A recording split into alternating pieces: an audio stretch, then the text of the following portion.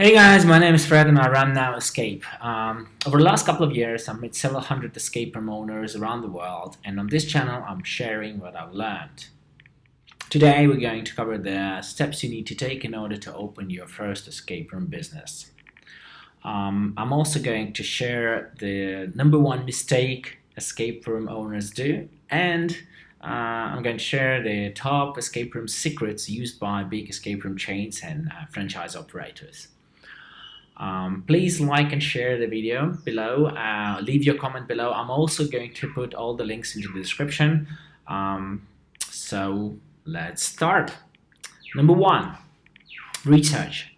There's a lot of escape room owners groups on Facebook, on Twitter, on Reddit, on Quora. So do your research. Do spend time planning more than executing. That's going to help you save time and money. Number two, business plan. Just use any small business plan and do spend time on this, because it's better to make the mistakes on paper rather than when you build your room. Don't rush into building the room if you don't have your business plan completed. Number three, budget. That's part of the business plan, and you need to do it. Now, the question I'm asked often is, what's the occupancy rate I can plan? And that really depends on where you are. But just check your competitors, check their calendars, and see and calculate it for yourself. I would say that 30-40% is okay. Anything below that will be really hard to sustain the business. Anything above that is you're doing great, and that's really good. Number four, financing. If you're setting your escape room in a area where there's a lot of competition, you probably won't have a line of people queuing up to play your rooms on day one. So you need to consider how you're going to finance the operations for maybe now 6 months in order to have enough revenue to sustain the business and to run it on its own. So whether it's a loan, whether it's an investment, whether it's your savings, but you need to understand how you're going to finance the business for at least 6 months.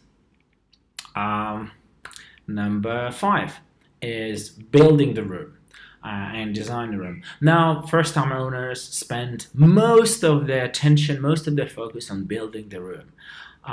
And you need to consider the theme, the legend, the script, understand whether it's going to be linear or parallel or a combination of this. You need to define a puzzle plan. You need to do the proper arrangement scheme. You need to do employee instructions. You need to take care of audio and video and many other things. And we're going to cover it in a separate episode. Yeah, most of the escape room owners spend most of their focus, most of their energy, and a lot of money on building the room.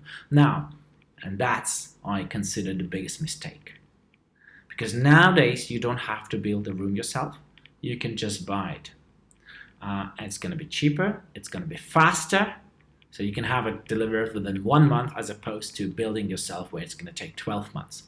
And it's going to be better because the people who build it, they build it out of the several years of experience, and they've built several hundreds of this room. It's also going to be easier to maintain, and it's going to be it comes with all the necessary manuals and so on. So consider buying the room instead of building your room. Number six. So your escape room is going to break. You're going to need a maintenance manual, which you can hand on to a new engineer who doesn't have a previous experience of your room, and who can just follow the manual and fix it. Number seven,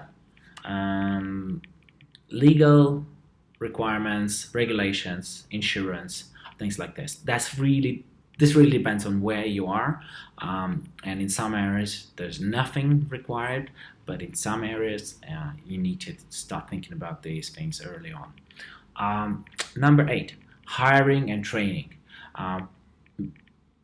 If you don't plan to work all the time in the room yourself, you'll probably start you need to start hiring and training people, making sure there's a procedures to follow, making sure you don't spend too much time on this, so just people read the manuals and take the tests and they're ready. Number 9, customer feedback. You need to learn how to work with customer feedback, how to collect it, how to react it, what are the channels, and what are the instructions to employees and how to react to various problems and various situations which will be arising. Number 10, website and booking system. And my advice here is to not build it yourself, just go and buy it. And there are solutions which are completely free for both website and booking system, and there are solutions which are fairly good quality with support, which cost you under $50 a month. You don't need anything sophisticated there, just basic will work. But do not build it yourself. It's going to be a lot more expensive, a lot more, and will take longer. Number 11, marketing. So start devising the marketing plan, how much you're going to be spending on marketing, what are the channels, how you're going to attract new clients.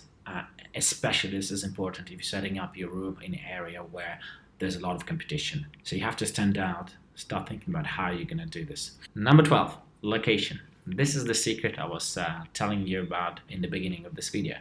This is probably one of the most important things you have to start working on early on in order to be successful. If you look at the biggest chains and franchises, they always start from the location, and the location selection process can take up to a year. That's how important location is. So many first-time escape room owners underestimate it and choose something which is not as suitable for escape room as it could be. So the things to look at in the location is it has to be central, has to be accessible by public and private transport, yet it has to be cheap.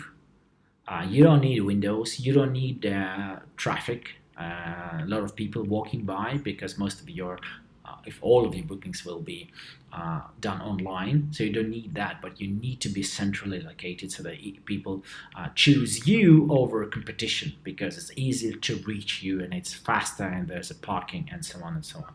Now we're going to discuss this in a separate video on tips on selecting the location. What is the number one location in your city for escape room? So we're going to leave it here for the moment. If you like the video, please press like and share. Leave your comment below what you think, whether you agree with me or not. Also, if you want me to cover something specifically, please leave a comment below. I'm going to put all the links in the description. You can find them there. And see you next time. Bye-bye.